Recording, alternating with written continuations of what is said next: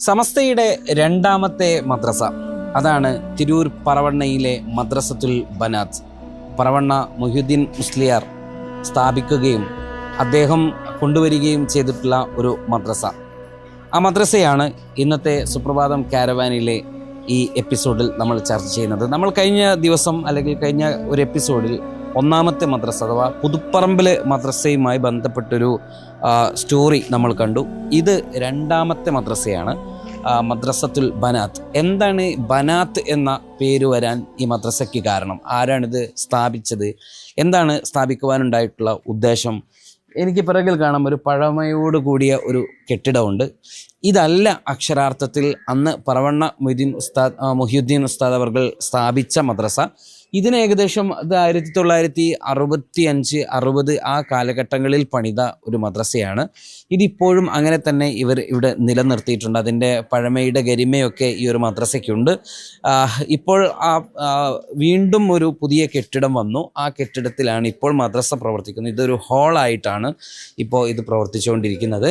നമ്മളിപ്പോൾ കണ്ടുകൊണ്ടിരിക്കുന്നതാണ് മദ്രസത്തുൽ ബനാത്ത്. നമ്മൾ കയറി വരുമ്പോൾ തന്നെ SKIMVB നമ്പർ 2 സ്ഥാപിതം 1948, KN സഹൽ സ്മാരക കെട്ടിടം എന്നൊക്കെ ഈ ഒരു മദ്രസയ്ക്ക് എഴുതി വെച്ചിട്ടുണ്ട്. 1948 ഈ മദ്രസ ഇവിടെ സ്ഥാപിക്കപ്പെട്ടിട്ടുണ്ട് എന്നാണ് നമ്മൾ കരുതുന്നത്. ഞാൻ നേരത്തെ പറഞ്ഞതുപോലെ ഇതാണ് പഴയ ഒരു കെട്ടിടം. പക്ഷേ ഇതും ആയിരുന്നില്ല പറവണ്ണ ഉസ്താദ് ഈ മദ്രസ സ്ഥാപിക്കപ്പെടുമ്പോഴുള്ള കെട്ടിടം എന്നാണ് നമുക്ക് മനസ്സിലാക്കാൻ സാധിക്കുന്നത്. നമുക്ക് ഇവിടെ ഉസ്താദുമാരൊക്കെ ഉണ്ട്. നമ്മളിവിടുത്തെ കുട്ടികളുടെ കുറച്ച് കാര്യങ്ങൾ നമുക്കിനി കാണാം. അത് കഴിഞ്ഞതിന് ശേഷം 2ാം ക്ലാസ്സിലെ കുട്ടികൾ നമ്മളോട് സംസാരിക്കുന്നുണ്ട്. അത് കഴിഞ്ഞതിന് ശേഷം ഈ 2ാം ക്ലാസ്സിലെ കുട്ടികളെന്ന് പറയുമ്പോൾ 2ാം ക്ലാസ് നമ്മൾ തിരഞ്ഞെടുത്തത് ആ മദ്രസ 2 എന്ന അർത്ഥത്തിലാണ്. നമുക്ക് ആ കുട്ടികളുടെ ചില കാഴ്ച കണ്ടതിന് ശേഷം നമുക്കിവിടെ ഉസ്താദുമാരുണ്ട്. പറവണ്ണ ഉസ്താദിൻ്റെ മകൻ തന്നെ നമ്മളോട് സംസാരിക്കുന്നുണ്ട്. നമുക്ക് ആ സംഭാഷണത്തിലേക്ക് പോകാം.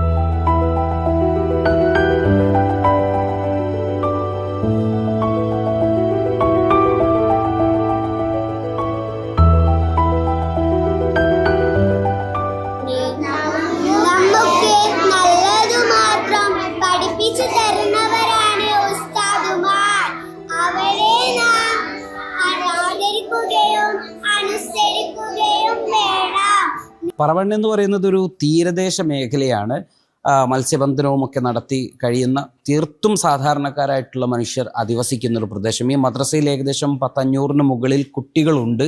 ഈ മദ്രസ 1.5 ലക്ഷം രൂപയാണ് ഈ മദ്രസയും മഹല്ലുമൊക്കെ തഹിയയിലേക്ക് പിരിച്ചു നൽകിയിട്ടുള്ളത്. കുനിയയിൽ സമ്മേളനം നടക്കുമ്പോൾ 3 ബസ് ഇവർ ഇപ്പോൾ തന്നെ ബുക്ക് ചെയ്തു വച്ചിട്ടുണ്ട് എന്നാണ് നമുക്ക് മനസ്സിലാക്കാൻ സാധിക്കുന്നത്. ഏതായിരുന്നാലും ഉസ്താദുമാർ ഇവിടെയുണ്ട്. 10ഓളം ഉസ്താദുമാരാണ് ഇവിടെയുള്ളത്. ഉസ്താദേ അസ്സലാമു അലൈക്കും. വളരെ സന്തോഷം ഞങ്ങളുടെ മദ്രസയിലെത്താനും മദ്രസ കാണാനും പറ്റി. ഈ ഒരു മദ്രസയുടെ മുറ്റത്ത് നമ്മൾ നിൽക്കുമ്പം ഇതൊരു ചരിത്രത്തിൻ്റെ ഭാഗമാണ്. ഒരുപാട് മദ്രസയുണ്ട്. ഇത് പറയുമ്പം തന്നെ മറ്റൊരു കാര്യം കൂടി പറയണം. 2ാമത്തെ മദ്രസയും ഇവിടെയാണ്.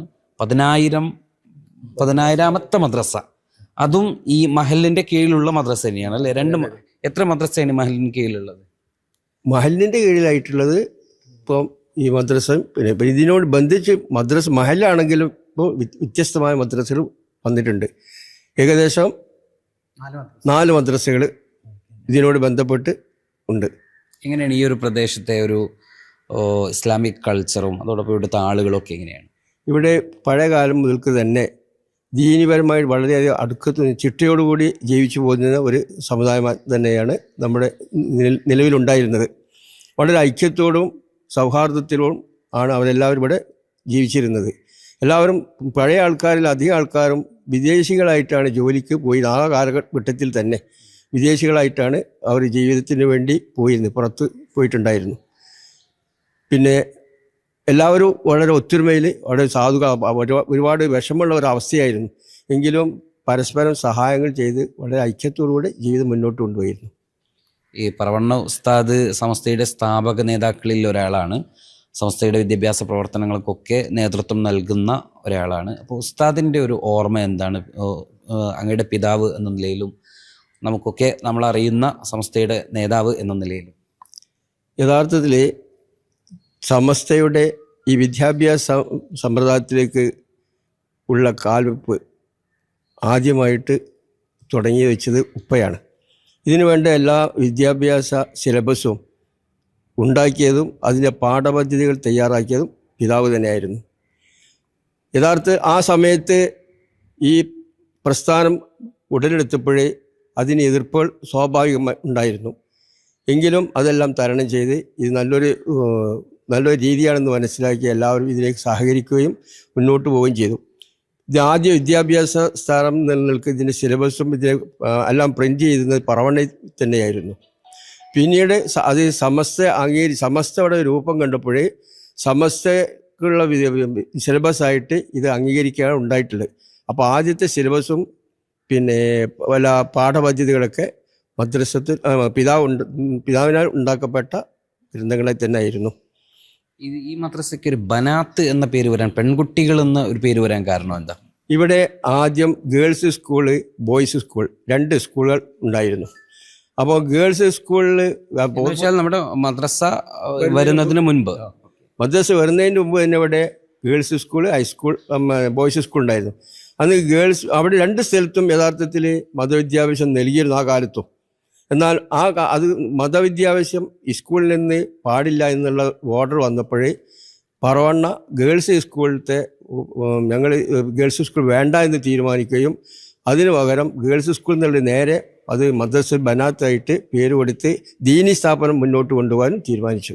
അങ്ങനെയാണ് ഈ മദ്രസത്തിൽ ബനാത്തായിട്ട് മാറുന്നത്. പിന്നീട് ആ പേര് തന്നെ നിലനിർത്താൻ മാറ്റാനൊക്കെ തീരുമാനം മാറ്റില്ല. ബനാത്ത് എന്നുള്ളത് ആവശ്യം വന്നിട്ടില്ല. അത് നന്നായി എന്നുള്ള അഭിപ്രായമാണ് എല്ലാവർക്കും ഉള്ളത്. മദ്രസ ബനാത്ത് എന്നുള്ളത്. ഈ ഒരു മദ്രസയുടെ ഒരു ചരിത്രം എന്താ? പഴയ കെട്ടിടം അങ്ങനെ ഒരു ഇതിലേക്ക് വരികയാണെങ്കിൽ ഇത് തുടക്കത്തിൽ ഇത് മദ്രസ സ്ഥലം, ഈ സ്ഥലം എൻ്റെ ഉമ്മയുടെ ആങ്ങള വാങ്ങിക്കൊടുത്തതാണ്. അങ്ങനെ മദ്രസയ്ക്ക് വേണ്ടി സംഭാവന ചെയ്തു. വന്ന് തുച്ഛം 2 രൂപയുടെ മണൽ കൊണ്ടാണ് തുടങ്ങിയിട്ടുള്ളത്. ഏതായാലും സ്ഥാപനം വീട്ടിൻ്റെ മുൻവശത്ത് തന്നെയായിരുന്നു. പിന്നീട് അത് കുട്ടികൾ വളരെയധികം വർദ്ധിക്കാൻ തുടങ്ങിയപ്പോഴാണ് അവിടെ നിന്നും പിന്നെ വേറെ ഷിഫ്റ്റ് ചെയ്യാതെ തന്നെ അതും കൂടി ഉൾപ്പെടുത്തിയിട്ട് ഒരു കെട്ടിടം ഉണ്ടാക്കി. പിന്നെ അതും പോരാതെ വന്നു. കാരണം വേറെ എവിടെയും മദ്രസ ഇല്ലാത്തതുകൊണ്ട് പറവണ്ണയുടെ എല്ലാ അതിർത്തിയിൽ നിന്നും എല്ലാവരും ഇവിടെയാണ് വിദ്യാഭ്യാസം നേടാൻ വേണ്ടി വളരെ വിഷമിച്ചിട്ടാണ് ആ കാലത്ത് വന്നിരുന്നത്. അന്ന് രാത്രിയും പകലും ക്ലാസ്സുകൾ ഉണ്ടായിരുന്നു. വളരെ ഉടുസായ വിഷമിച്ച ഒരു അവസ്ഥയാണെങ്കിലും ദീനി വിജ്ഞാനത്തിനാണ് അന്ന് കൂടുതൽ പ്രാധാന്യം നൽകിയിരുന്നത്. രക്ഷകർത്താക്കളും താല്പര്യമെടുത്തിരുന്നു. അത് കാരണം തന്നെ വിദ്യാർത്ഥികൾ മതവിദ്യാഭ്യാസം നടത്താൻ നിർബന്ധിതയും ഭൗതിക വിദ്യാഭ്യാസത്തിലേക്ക് പോലും താല്പര്യം ഇല്ലാത്ത ഒരു കാലഘട്ടമായിരുന്നത്. കൂടുതൽ പ്രാധാന്യം കൊടുത്തത് ധാർമ്മിക വിദ്യാഭ്യാസം നേടുക എന്നുള്ളത് തന്നെയായിരുന്നു. ഈ പറവണ്ണ ഉസ്താദിൻ്റെ സമസ്തയുമായിട്ടുള്ള അദ്ദേഹത്തിൻ്റെ സേവനങ്ങൾ നമ്മൾ വിലയിരുത്തുമ്പം എന്താണ്? വിദ്യാഭ്യാസത്തിൻ്റെ ആദ്യ പ്രസിഡന്റ് എന്ന നിലക്ക് പിതാവാണ് ആ സ്ഥാനം ഏറ്റെടുക്കുന്നത്. ആ സമയത്ത് അത് തന്നെയാണ് അതിൻ്റെ എല്ലാ ബുക്കുകളും അതിന് വേണ്ടതായ എല്ലാ സിലബസ് ഞാൻ പറഞ്ഞല്ലോ ഒക്കെ സ്വന്തം തന്നെ നിർമ്മിക്കുകയും അത് 1ാം ക്ലാസ് മുതൽ 4 വരെയുള്ള പാഠപദ്ധതികൾ തയ്യാറാക്കുകയും ചെയ്തു. പിന്നെ അതിനുശേഷം തുടർന്നു പോകാൻ രോഗം കാരണം അത് സാധിച്ചില്ല. ഇന്നും ആ പഴയ കാലത്തെ സിലബസ് പലവരും ഇന്നും അന്വേഷിക്കുന്നവരുണ്ട്. അതിനെപ്പറ്റി അറിയുന്നവർക്കറിയാം. ഏറ്റവും നല്ല ലളിതമായിട്ടും വളരെയധികം കാര്യബോധത്തോടെ പഠനാർഹമായ വിഷയങ്ങളാണ് അത് ഉൾക്കൊള്ളുന്നതെന്നും മനസ്സിലാക്കിക്കൊണ്ട് ഇന്നും ആൾക്കാർ ആ സിലബസ് ഉപയോഗിച്ച് എൻ്റെ അടുത്ത് വരാറുണ്ട്. പ്രത്യേകിച്ച് ഉപ്പ നിർമ്മിച്ച 4ാം ക്ലാസ് അമലിയാത്തുണ്ട്. പ്രഗത്ഭരായ പണ്ഡിതന്മാർ പോലും അവർ പ്രഭാഷണങ്ങൾക്കൊക്കെ പോകുമ്പോൾ സംശയം തീർക്കാൻ വേണ്ടി ഈ ബുക്ക് റെഫർ ചെയ്യാറുണ്ട്. പല പ്രഭാഷകന്മാരും എന്നോട് തന്നെ ചോദിച്ചിട്ട് ഞാൻ തന്നെ കൈകാര്യം കൊടുത്തിട്ടുണ്ട്. അപ്പോൾ ആ നിലക്കും പിന്നെ അന്ന് മദ്രസയുടെ സിസ്റ്റം എല്ലാവർക്കും ഇഷ്ടപ്പെട്ടതുകൊണ്ടാണ് പിന്നെ അടുത്തുള്ള ഓരോ സ്ഥലങ്ങളും ഇപ്പം തന്നെ നടക്കുകയും അങ്ങനെ ചുറ്റുപാടുകൾ ഒക്കെ മനസ്സിലാക്കിയിട്ട് അവരുമായൊക്കെ സഹകരിച്ചിട്ട് വിദ്യാഭ്യാസ സ്ഥാപനങ്ങൾക്ക് കൂടുതൽ പ്രചോദനം നൽകുവാനും ചെയ്തു. ഇവിടെ അന്നത്തെ കാലത്തിൻ്റെ അവശേഷിപ്പുകൾ, അന്നത്തെ രജിസ്റ്ററൊക്കെ ഇവിടെ കാണുമല്ലോ അല്ലേ? ഇവിടെ ആദ്യം മുതൽക്കുള്ള രജിസ്ട്രേഷൻ ബുക്ക് ഇവിടെ ഉണ്ട്. 1948 മുതൽക്കുള്ള രജിസ്ട്രേഷൻ 1947 തുടങ്ങിയിട്ടുണ്ട്. കാരണം ആദ്യത്തെ കുറച്ച് കുട്ടികളുടെ ഒരു ഗ്യാപ്പോടെ കാണുന്നുണ്ട്. ബാക്കിയുള്ള എല്ലാ കുട്ടികളുടെയും അന്ന് മുതൽക്കുള്ള എല്ലാ രജിസ്ട്രേഷൻ ഇവിടെ. ഗ്യാപ്പ് വരാൻ കാരണം എന്താണ്? ആദ്യത്തെ തയ്യാറെടുക്കാൻ എന്തോ നമ്മൾ അറിയുന്നത് ഇത് കാണുന്ന അന്നത്തെ കുട്ടികളെ അന്ന് ആദ്യം ആ രജിസ്ട്രേഷൻ വന്ന് എനിക്കൊന്ന് അതിന് ശേഷമായിരിക്കും 40. അപ്പോൾ അത് എന്തുകൊണ്ടാണ് അത് വിട്ടുപോയി എങ്ങനെയെങ്കിലും കുട്ടികളൊക്കെ പറഞ്ഞേക്കുക, പണ്ട് കേൾക്കാറുണ്ട് ഈ പാടത്ത് പണിയെടുക്കുന്ന ജുമയൊക്കെ ആള് തികയാതിരിക്കും, പാടത്ത് പോയിട്ട് ആളെ കുട്ടി വരിക എന്നൊക്കെയുള്ള കഥകളൊക്കെ പണ്ട് ഉണ്ടാവാറുണ്ട്. അപ്പൊ അതുപോലെയൊക്കെ ആയിരിക്കും. അതൊന്നല്ല, അന്ന് അത് ചേർക്കേണ്ട ആൾക്കാരിൽ നിന്ന് അശ്രദ്ധ പറ്റിയതാണ്. അവർക്ക് അത് ചേർക്കാം, കാരണം ഇത് പിന്നീട് ഒക്കെ ക്രോഡീകരിച്ചതാണ്. അപ്പോൾ ആദ്യത്തേത് ചിലപ്പോൾ ആ തുടക്കത്തിലല്ലേ, അന്ന് ഇപ്പോൾ രജിസ്ട്രേഷൻ കാര്യങ്ങളൊന്നും ഉണ്ടായിക്കൊള്ളുന്നില്ല. അപ്പോൾ അത് ആ കുട്ടികൾക്ക്, അതുകൊണ്ടാണ് ആ കുട്ടികൾ ഏതാണെന്നുള്ളത് രജിസ്റ്ററിൽ അന്ന് എഴുതിയിട്ടുണ്ടാവില്ല. അതുകൊണ്ട് അത് പകർത്തി എഴുതുന്ന ആൾക്കാർക്ക് അത് സാധിച്ചിട്ടില്ല. അങ്ങനെ വന്നതാണ്. നമുക്ക് ആ രജിസ്റ്റർ ഒന്ന് കണ്ടാലോ? ഇതാണ് ഇവിടുത്തെ ഒരു രജിസ്റ്റർ എന്ന് പറയുന്നത്, പഴയകാല അഡ്മിഷൻ രജിസ്റ്റർ. ഇതിവിടെ 18 മുതൽ 48 ചേർത്തിട്ടുള്ളത്. ആദ്യം ഇവിടെ ലിസ്റ്റ് മുഴുവൻ കാണുന്നത് പെൺകുട്ടികൾ തന്നെയാണ്. അപ്പം തന്നെ മനസ്സിലാക്കാം നമുക്ക് ഇത് ബനാത്ത് എന്നുള്ളൊരു ഒരു ഇതാണ്. കാരണം ആദ്യം മുതൽക്ക് തന്നെ നോക്കണം, എല്ലാം പെൺകുട്ടികളുടെ ലിസ്റ്റ് കഴിഞ്ഞിട്ടാണ് പിന്നെ ആൺകുട്ടി. അത് തുടക്കത്തിൽ തന്നെ കാണുന്നതൊക്കെ പെൺകുട്ടി. പക്ഷെ നമ്മൾ നമ്പർ 19 മുതലാണ് 18 പേരെ നമ്മൾ ചേർത്തുന്നതിൽ അവർക്ക് ഇവിടെ സ്ഥലം ഒഴിവാക്കിയിട്ടുണ്ട്. ചേർത്തിട്ടില്ല എന്നുള്ളതാണ്. അത് ഏകദേശം ആൾക്കാർ നമുക്ക് അന്നത്തെ കാലത്ത് 10-12 ആൾക്കാരെ എനിക്ക് തന്നെ അറിയാം. നമുക്ക് അത് നമ്മളിങ്ങനെ നോക്കിയാൽ തന്നെ മനസ്സിലാവും. ഖദീജക്കുട്ടി, മറിയക്കുട്ടി, കുട്ടികളാണ്. സൈനക്കുട്ടി, ആമിനക്കുട്ടി, സൈനബ, ഐസാമ, ഐസിവി, അങ്ങനെ പോയിട്ട് എത്രാമത്തെയാണ് നമ്മുടെ ഇതില് പുരുഷന്മാര് വരുന്നത്? എത്രയാണ് ആൺകുട്ടികളിലേക്ക് വരുന്നത്?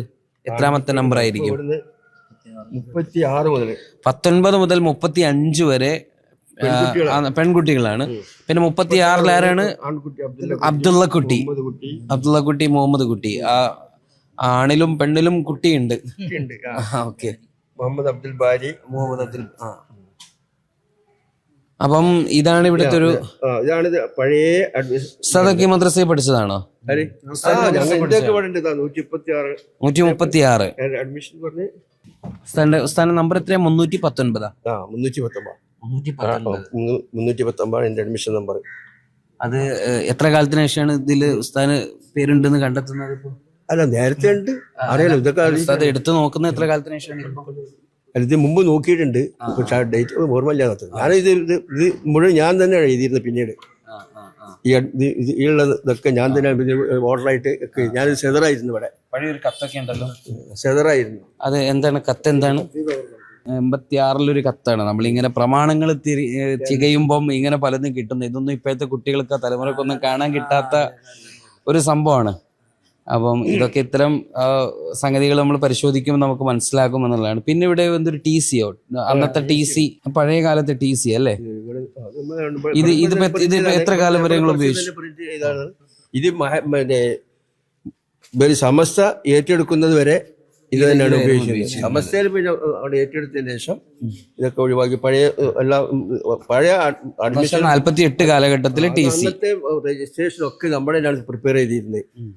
ആദ്യകാല രജിസ്ട്രേഷനും അതുപോലെ TC, ഇത്തരം കാര്യങ്ങളൊക്കെ ഇവിടെ തന്നെ അടിച്ചിരുന്നത്. അപ്പോൾ ഏതായിരുന്നാലും ഈ ഒരു മദ്രസയുടെ മുറ്റത്ത് വന്ന് നമ്മൾ നിന്ന് സംസാരിക്കുമ്പം ആ ഒരു പഴയ കാലഘട്ടത്തിൻ്റെ, കാരണം സമസ്ത 100 വർഷത്തിലേക്ക് എത്തി നിൽക്കുമ്പം ആ സമസ്തയുടെ തുടക്കത്തിൻ്റെ ആ ഒരു കാലഘട്ടത്തിലുണ്ടായിരുന്ന പല ശേഷിപ്പുകളും ആ ചരിത്രങ്ങളും ഓർക്കപ്പെടുക, അയവിറക്കപ്പെടുക എന്നുള്ളത് നമുക്ക് ഏറ്റവും. ഇപ്പോൾ ഇവരൊക്കെ ആധുനികമായ പുതിയ ഉസ്താദുമാരാണ്. എങ്ങനെ പോകുന്നു ഇവിടുത്തെ കുട്ടികളുടെ പഠനവും പഠിപ്പിക്കലും ഒക്കെ? എങ്ങനെ? പഠനമൊക്കെ വളരെ നല്ല രീതിയിൽ തന്നെ പോകുന്നുണ്ട്. ഇവിടുത്തെ ഏറ്റവും വലിയ പ്രത്യേകത എന്ന് പറഞ്ഞാൽ പറവണ്ണ ഉസ്താദ് തുടങ്ങി വെച്ച ആ ഒരു ആത്മീയത ഇപ്പോഴും ഈ നാട്ടിലും പരിസര പ്രദേശങ്ങളിലായിട്ട് നിലനിൽക്കുന്നുണ്ട് എന്നുള്ളതാണ്.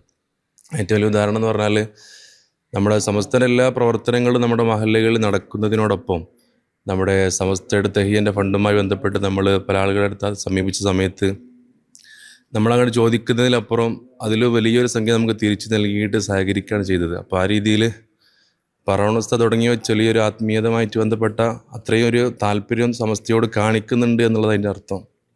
സമസ്തൻ്റെ വർക്കുകളൊക്കെ അൽഹംദുലില്ലാഹ് റാഹത്തായി ഇവിടെ നടക്കാറുണ്ട്. പറവണ്ണ മഹലിനെ സംബന്ധിച്ചിടത്തൊരു പ്രത്യേകത ഉണ്ട്. മറ്റു മഹല്ലുകളിൽ നിന്ന് വ്യത്യസ്തമായി പറവണ്ണ മഹല്ലിൽ മെമ്പർഷിപ്പ് എടുത്താലേ മഹല്ല് കമ്മിറ്റി അംഗമാവുള്ളൂ. അപ്പോൾ ഇവിടെ ഒരു 1500 കുടുംബങ്ങളുണ്ട്. പക്ഷേ ആ കുടുംബങ്ങളിലെ മുഴുവൻ ആളുകളും മഹല്ല് കമ്മിറ്റി അംഗങ്ങളല്ല. ഓരോ 3 വർഷം കൂടുമ്പോഴും കർമ്മപരമായി ഷാഫി മദ്ഹബും വിശ്വാസപരമായി അശ്വരീ തിരിയക്കത്തും അനുസരിച്ച് ജീവിക്കുന്നവരും അതോടൊപ്പം തന്നെ സമസ്ത കേരള ജമിയത്തുൽ ഉലമയുടെയും കീഴ്ഘടകങ്ങളുടെയും പ്രവർത്തനങ്ങളെ അംഗീകരിക്കുമെന്നും അള്ളാഹുവിൻ്റെ നാമത്തിൽ ഞാൻ പ്രതിജ്ഞ ചെയ്യുന്നു എന്ന് പറഞ്ഞുകൊണ്ടുള്ള ഒരു ഫോമിൽ പൂരിപ്പിച്ച് തന്നതിന് ശേഷമാണ് അത് കമ്മിറ്റി അംഗീകരിച്ചാലാണ് അവർ മഹല്ല് കമ്മിറ്റി അംഗമാകുള്ളൂ. അല്ലാത്ത ആളുകളൊക്കെ വെറും മഹല്ല് കുടുംബാംഗം എന്ന നിലയിൽ അംഗങ്ങളാകുള്ളൂ. കമ്മിറ്റി അംഗങ്ങളാണെങ്കിൽ ഇങ്ങനെ ഒരു വ്യവസ്ഥ ഉണ്ട്. വ്യവസ്ഥാപിതമായി മഹല്ലിന് അനുബന്ധമായി ഒരു 4 ജുമാഅത്ത് പള്ളി വേറെ ഉണ്ട്. അതോടൊപ്പം തന്നെ അതിൻ്റെ എല്ലാ സംസ്ഥയുമായി ബന്ധപ്പെട്ട മുഴുവൻ പ്രവർത്തനങ്ങളും പള്ളി മുഖേന അത് ഖത്തീബ് മെഹ്റാബിലെന്ന് പറഞ്ഞ് കാര്യങ്ങൾ ക്രമീകരിച്ച് മുന്നോട്ട് കൊണ്ടുപോകാറാണ് പതിവുള്ളത്. പിന്നെ അതുമായി ബന്ധപ്പെട്ട മറ്റു പ്രവർത്തനങ്ങൾക്ക് SYS ഘടകം, SKSF ഘടകം, ആ ഘടകങ്ങളൊക്കെ ഉണ്ട്. അതിൻ്റെ പ്രവർത്തനങ്ങളൊക്കെ വേണ്ട എല്ലാ സഹായങ്ങളും മഹല്ല് കമ്മിറ്റീൻ്റെ ഭാഗത്തു നിന്ന് ചെയ്തു കൊടുക്കാറുണ്ട്.